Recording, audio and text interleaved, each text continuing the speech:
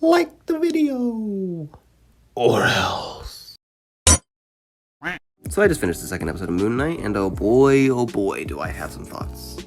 But before I do that, I'd like to take a brief moment to discuss my expectations going in and talk about if the show met, exceeded, or disappointed them.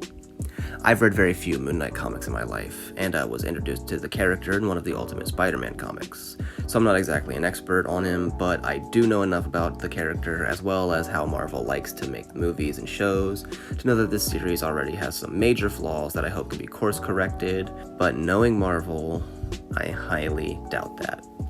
Once I point out these flaws, I hope you caught them too. Let me know if you did in the comments below. I will be reading each and every one of them. Thank you. Now, I was never one of those people who had thought that this series would somehow make a mature rating. It was always destined to be stuck in TV-14 hell, never being able to go into the full dark side of the character. You know what? I'm okay with that. Sure, an MA-rated Moonknight similar to the Daredevil or Punisher series on Netflix would have been radical. Would have honestly preferred that, but for what we have, I think they were able to make some clever choices to skirt around the ultra-violent side to the Spectre that I hope they don't use too much.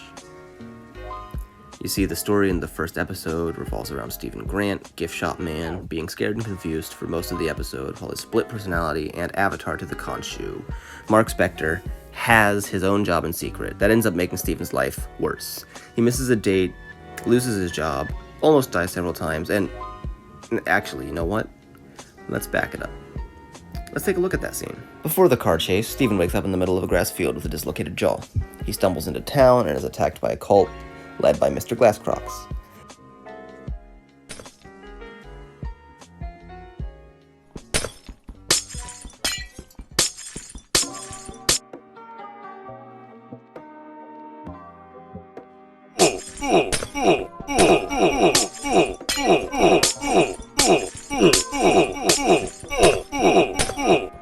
He blacks out, only to reawaken moments later, surrounded by dead bodies and covered in blood. This is a theme throughout the episode, and I think if used sparingly, would be a pretty clever way to get around that age rating. If used sparingly.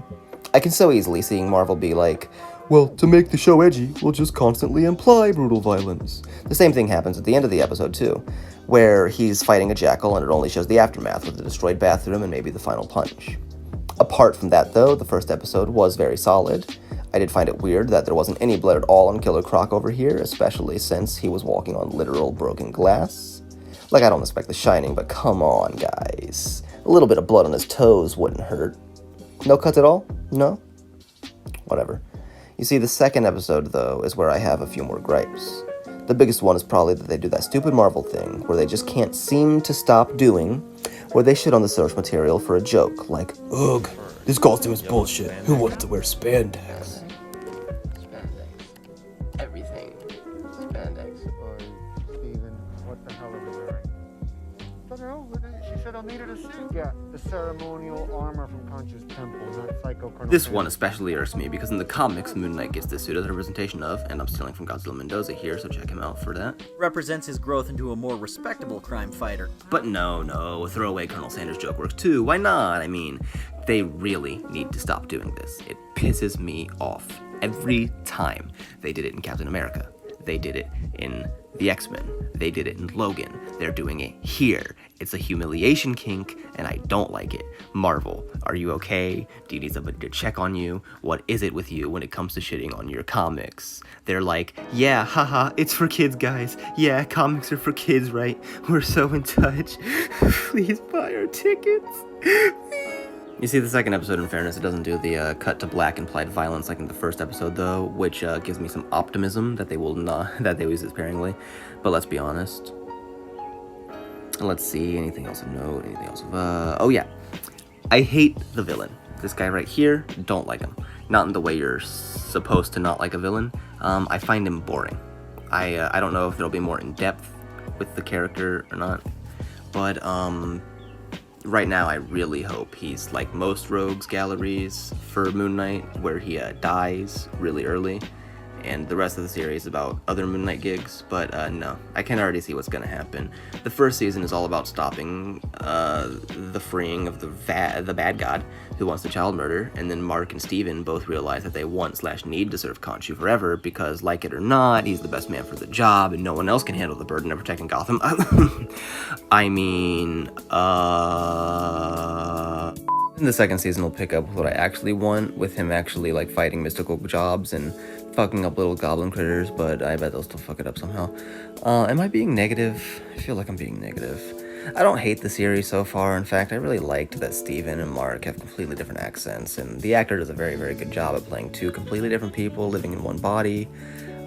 I just have issues that if they don't fix, and they won't since it's been in every show and movie so far, that this is going to be another disappointment. It might lead into something more down the road, who knows. All I know is I'll keep watching and hope it gets better because of my Stockholm Syndrome. Thanks for watching. Bye-bye.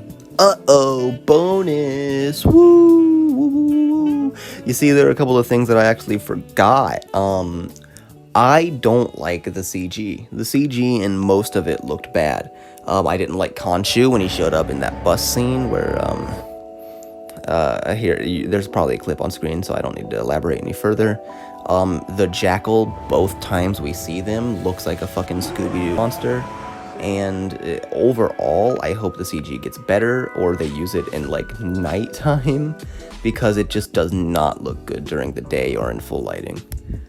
Another thing that I had forgot that I'm not a big fan on is I don't like how overt they are, that the mystic elements are real. In the comics, there is an interpretation that you can have that everything that Moon Knight experiences, including Khonshu, is all in his head, and it's actually not real, but they kind of play with it and make it seem like, oh, maybe it is real, maybe it's not.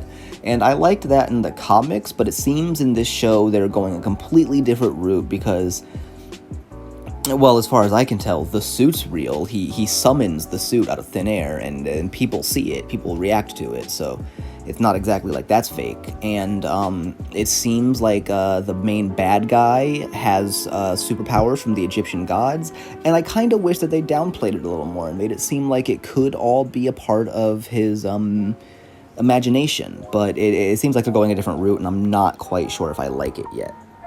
I'll keep watching, and I'll let you know when the season finale comes out. Stay tuned for the new video. Anyway, that's it. Bye-bye, for real this time.